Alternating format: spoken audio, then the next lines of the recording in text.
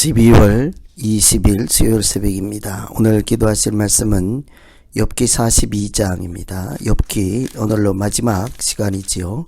욥기 42장 중에 5절 6절 봉독해 드립니다. 내가 주께 대하여 귀로 듣기만 하였사오나 이제는 눈으로 주를 배웁나이다. 그러므로 내가 스스로 거두어 드리고 뒷걸과 제 가운데에서 회개하나이다. 아멘. 욥기 1장부터 42장까지 길지만 시편과 같은 이런 운문으로 된 말씀이죠. 그래서 시가서라고 하는 말씀 중에 하나입니다. 1장부터 42장까지 이렇게 쭉 내용을 살펴보면 1장에 있었던 하나님의 시험 허락하심 때문이죠. 하나님께서 사탄에게 욥을 시험하도록 허락하신 것 때문에 이렇게 벌어지는 모든 사건을 다루는 말씀입니다. 욥 자신은 알지 못한 상태였지만 그는 까닭도 모르는 상황에서 모든 것을 다 잃고 고난을 당하고 있었습니다. 그러나 욥은 그 고난의 터널을 잘 지나와서 궁극적으로 오히려 하나님께 이렇게 믿음으로 다시 우뚝 서는 신앙의 깊이를 더하고 하나님을 제대로 만나고 이렇게 성장한 것을 볼 수가 있습니다. 하나님은 시험을 이긴 욥에게 물질적인 복도 더해 주셨습니다. 이런 욥기 전체를 통해서 하나님께서 우리에게 어떤 말씀을 하시고 싶은 것일까? 이것을 깊이 생각하며 오늘 기도하시면 되겠습니다. 먼저는 결론에 와서 보니 고난에도 유익함이 있었다 하는 것을 알 수 있지요. 5절에 내가 주께 대하여 귀로 듣기만 하였사오니 이제는 눈으로 주를 배움나이다. 귀로 듣기만 하였사오나 이제는 눈으로 주를 뵙니다. 이렇게 옛날에는 하나님을 이렇게 제대로 알지 못했으나 이제 잘 알게 되었다 하는 얘기지요. 하나님을 더 잘 알고 하나님과 더 가깝고 하나님과 더 친밀하고 하나님 안에 이렇게 머무는 사람, 복 있는 사람이죠.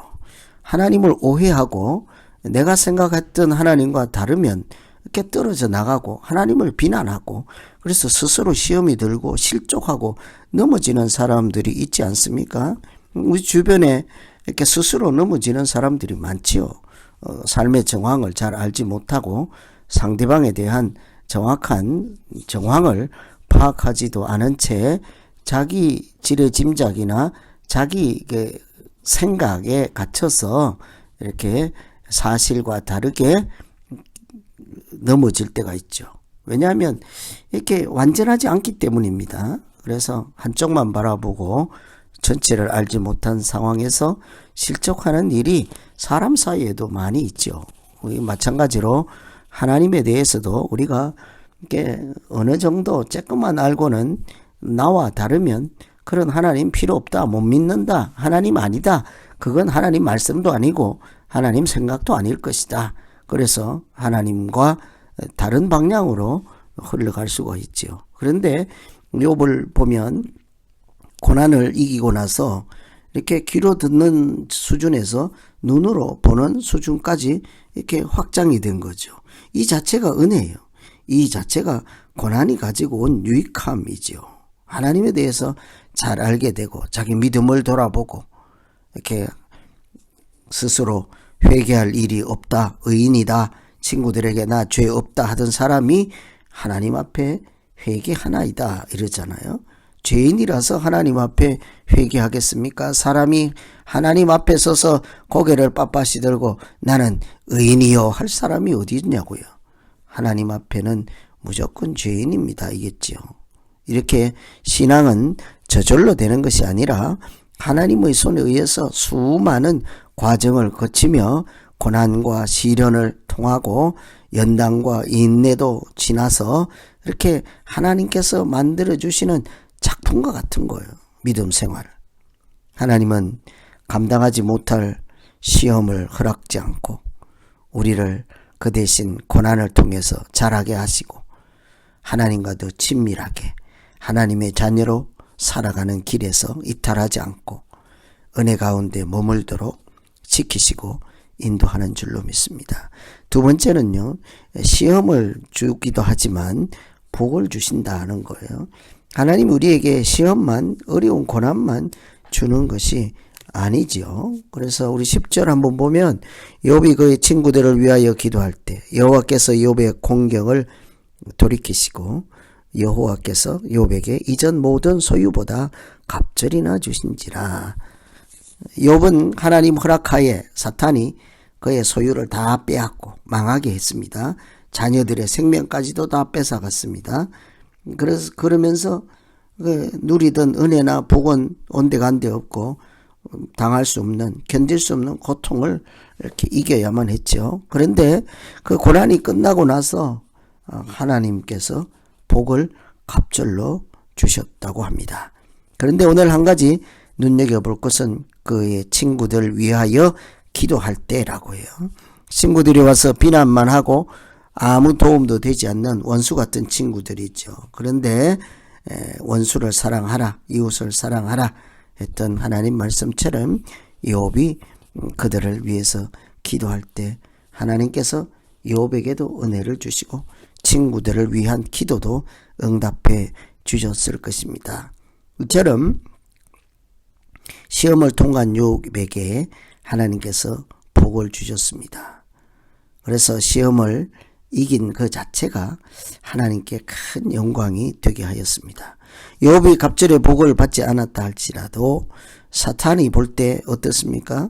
욥이 부자이기 때문에 하나님을 믿고 영광을 돌렸으니 부유함을 없애보십시오. 욥은 떨어져 나갈 것입니다. 믿음은 버릴 것입니다. 그런데 욥은 사탄의 기대에 부응한 것이 아니라 하나님께서 믿는 대로 입증해 주었잖아요. 부가 없더라도 은혜와 복이 없더라도 하나님께 영광을 돌리는 그 믿음의 길을, 십자가의 길을 잘 지켰습니다. 그 자체가 하나님께는 영광이 되는 거죠. 우리가 영적의 싸움에서 이기면요, 그것은 하나님께 영광을 돌리는 일입니다. 내가 유혹에서 넘어지지 않고 실족하지 아니하면 그 자체가 하나님께 드리는 찬양이 될 수 있는 거예요. 그래서 참 신앙생활 하다가 내가 생각하는 것과 다르다고 해서 사람들이나 또 뭐 교회나 하나님으로 인하여 실족당하지 않는 사람들이요, 정말 이렇게 복 있는 사람이 될 수 있어요. 예수님은 나로 말미암아 실족하지 않는 사람은 복이 있다고 하였습니다만, 그 구체적 적용하는 사례로 단계를 구체적으로 풀어가고 내려가면 이렇게 어떤 일에서든지 내가 생각하는 것과 다르다고 해서 실족하지 않고 하나님 때문에 모든 것에 대한 내 눈이 확장되고 시야가 열리고 믿음의 지평이 넓어지고 안목이 넓어지면 시험 당할 일이 사실은 없는 것입니다. 원수까지 사랑하는 믿음이 될 것입니다. 하나님은 서로 사랑하라 한 것처럼 그렇게 그때야 비로소 내 제자인 줄 알게 될 것이라 한 것처럼 우리가 뭐 주장을 잘해서가 아니라 시야가 넓고 믿음의 폭이 넓고 예수님처럼 사랑하고 그때서야 모든 사람이 온전한 죄자인 것을 인정하게 되지 않겠습니까? 그렇게 사는 것이 하나님께 영광을 돌리는 거예요. 고난을 잘 이기는, 고난이 주는 유익함이 있습니다. 믿음이 자라게 되고 원수까지 사랑하게 되고 실족하지 않게 되고 그렇게 해서 꿋꿋이 견디는 인내와 연단 통해서 하나님의 자녀답게 살면 그 자체가 하나님께 큰 영광이 될 줄로 믿습니다. 오늘 욥기 전체를 생각하며 우리가 어떻게 믿음 생활해야 될지를 같이 기억하면서 기도하면 되겠습니다. 하나님 아버지, 욥이 참 고통스럽고 눈물겨운 시간을 보냈지만 흔들리지 않고 사탄의 유혹에 휘말리지 않고 여전히 하나님께 신앙을 버리지 않고 이렇게 꿋꿋하게 고난의 터널을 지나며 자기 눈이 열리고 귀가 열리고 믿음이 자라는 것을 보았습니다. 좀 견디긴 어렵지만, 고통스럽지만, 우리에게 어려운 일들이 있을 때마다 그것을 그냥 울부짖지만 말고 그것을 통해 배우는 것이 있고 자람이 있고 하나님께 영광을 돌리는 시간이 되게 하여 주시옵소서. 예수님 이름으로 기도하옵나이다. 아멘.